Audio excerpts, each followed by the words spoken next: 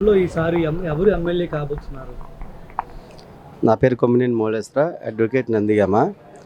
మరి నందిగామ నియోజకవర్గంలో గత 30 ఏళ్లుగా ఇక్కడ తెలుగుదేశం ప్రభుత్వానికి తెలుగుదేశం అభ్యర్థులు గెలవడం జరిగింది.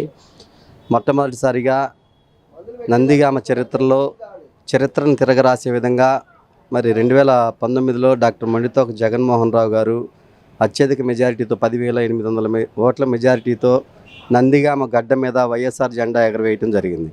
మరి ఎగరవేసిన తర్వాత నందిగామని 30 ఏళ్లలో ఏ ప్రభుత్వం కూడా అభివృద్ధి చేయలేనంతగా కరెక్ట్గా 5 సంవత్సరాల్లో డాక్టర్ మండితోక జగన్మోహన్ రావు గారు, డాక్టర్ ఎమ్మెల్సీ అరుణ్ కుమార్ గారి సారథ్యంలో నందిగామ అభివృద్ధిలో పరుగు పందెంలో ఉంది. మరి రాష్ట్ర చరిత్రలోనే నందిగామ అనేది ఒక మంచి ఉన్నత స్థానం సంపాదించుకోవడం జరిగింది. అంటే ఆయన హయాంలో ఇక్కడ అవినీతి చాలా జరిగిందని చెప్తున్నారు. బ్రదర్స్ ఇద్దరు కూడా చాలా అవినీతి చేస్తున్నారని టీడీపీ వాళ్ళు అంటున్నారు. టీడీపీ వాళ్ళు అవినీతి ఆరోపణలు చేస్తున్నారు. మరి వాళ్ళ ప్రభుత్వంలో జరిగినటువంటి అవినీతి ఆరోపణలకు వాళ్ళు సమాధానం చెప్పలేదు. ఈ రోజైనా సరే నందిగామ చరిత్రలో డాక్టర్ మండితోక అరుణ్ కుమార్ గారు కానివ్వండి, మండితోక జగన్మోహన్ రావు గారు కానీ ఏ విషయంలో అవినీతి ఆరోపణలు చేశారో వాళ్ళు బహిరంగంగా వచ్చి చర్చకి వస్తే మేమంతా దానికి కూడా సిద్ధంగా ఉన్నాం. మా మండితోక జగన్మోహన్ రావు గారు కానీ, అరుణ్ కుమార్ గారు కానీ అవినీతికి పాల్పడాల్సినంతటువంటి అవసరం లేదు. వాళ్ళు నందిగామ ప్రజలకి చిత్తశుద్ధితో పనిచేయటానికే ఉన్నారు. వాళ్ళు ఖచ్చితంగా నందిగామని అభివృద్ధి చేసి ప్రజలందరికీ అందుబాటులో ఉంటారు. ఎలాంటి అభివృద్ధి జరిగిందంటారు 5 ఏళ్లలో? ఇక్కడ రోడ్లు కానీ, హాస్పిటల్స్ కానీ ఏమైనా కొత్తగా వచ్చాయా? నందిగామ ఒకప్పుడు 2019కి ముందు ఉన్నటువంటి నందిగామకి 2024లో ఉన్నటువంటి ప్రజెంట్ చూస్తున్నటువంటి నందిగామకి తేడా గమనిస్తే అభివృద్ధి ఎంత జరిగిందనేది ప్రతి ఒక్కరికి కనిపిస్తూ ఉంది. ఈరోజు నందిగామలో గాంధీ సెంటర్ కానివ్వండి, చంద్రలపాడు రోడ్డు కానివ్వండి, అదేవిధంగా రావన్నపేట రోడ్డు కానివ్వండి, అదేవిధంగా సీఎం రోడ్డు కానివ్వండి, ఈ విధంగా రోడ్లను ఎక్స్టెన్షన్ చేసి మరి ఒక మినీ సింగపూర్ లాగా ఒక నందిగామని సంకల్ప సిద్ధితో అభివృద్ధి చేయాలన్నటువంటి దృఢ సంకల్పంతో ఉన్నటువంటి మా మండితోక బ్రదర్స్ వాళ్ళ కృషి చెప్పుకోలేనంతది.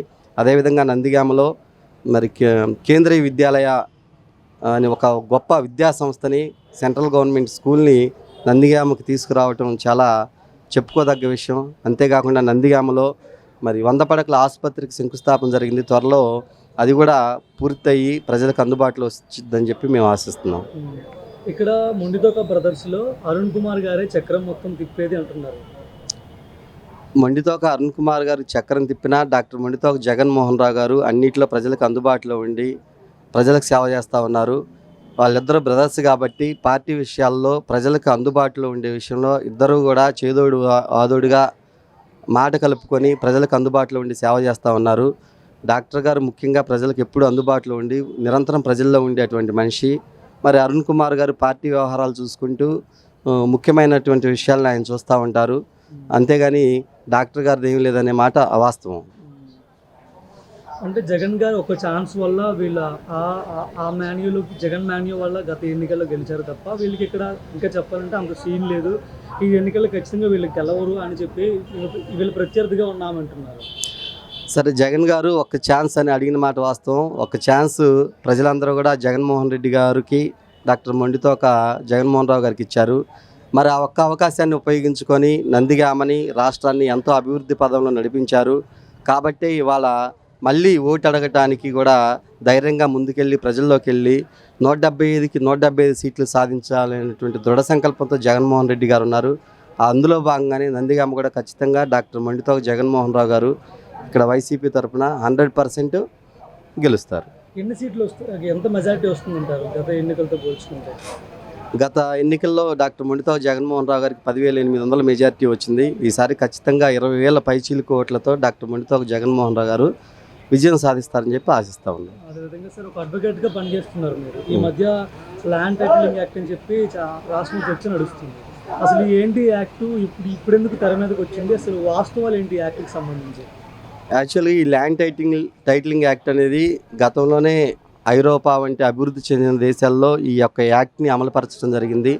అందులో భాగంగానే మన భారతదేశంలో కూడా నీతి ఆయోగ్ అనేటువంటి సంస్థ మరి రాష్ట్రాలకి ఈ ల్యాండ్ టైటిలింగ్ యాక్ట్ని అమలుపరచండి, మరి ఈ భూ వివాదాలకి రైతుల మధ్య ఉన్నటువంటి భూ వివాదాలకి సమస్య లేకుండా ఈ ల్యాండ్ టైటిలింగ్ యాక్ట్ తీసుకురావటం వల్ల కోర్టు కేసులు కానివ్వండి, రైతులకు ఉన్నటువంటి భూ వివాదాలను త్వరితగతిన పరిష్కరించడానికి అవకాశం ఉంటుందని చెప్పి ఈ ల్యాండ్ టైటిలింగ్ యాక్ట్ని 2019లో తెర మీద తీసుకొచ్చారు. ఈ 2019లో మరి అప్పుడు అసెంబ్లీలో మరి పయ్యావుల కేశవ్ గారు, టీడీపీ శాసనసభ్యులందరూ కూడా ఈ యొక్క ల్యాండ్ టైటిలింగ్ యాక్ట్కి అందరూ కూడా ఆమోదం తెలిపారు. ఇప్పుడు ఎలక్షన్ మూమెంట్లో దీన్ని అడ్డు పెట్టుకొని వాళ్ళు లబ్ధి పొందాలని చెప్పి చేకూరుస్తూ ఉన్నారు. మరి ఇదే ల్యాండ్ టైటిలింగ్ యాక్ట్కి బీజేపీ పార్టీ కూడా సమర్థించింది.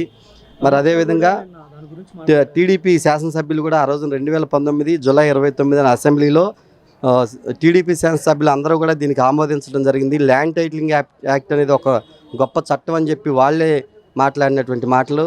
మరి ఈ రోజున 2024 ఎలక్షన్లో ఈ ల్యాండ్ టైటిలింగ్ యాక్ట్ మీద కొన్ని అపోహలు సృష్టించి రైతుల్ని మరి భూ యజమానుల్ని భయభ్రాంతులకు గురి చేసి కొన్ని అపోహలు కల్పించి దాన్ని ఉపయోగించుకొని జగన్మోహన్ రెడ్డి గారి మీద, వైఎస్ఆర్ కాంగ్రెస్ పార్టీ మీద నిందలేసి వాళ్ళు ఓట్లు లబ్ధి చేకూర్చుకోవాలని చెప్పి చూస్తున్నారు.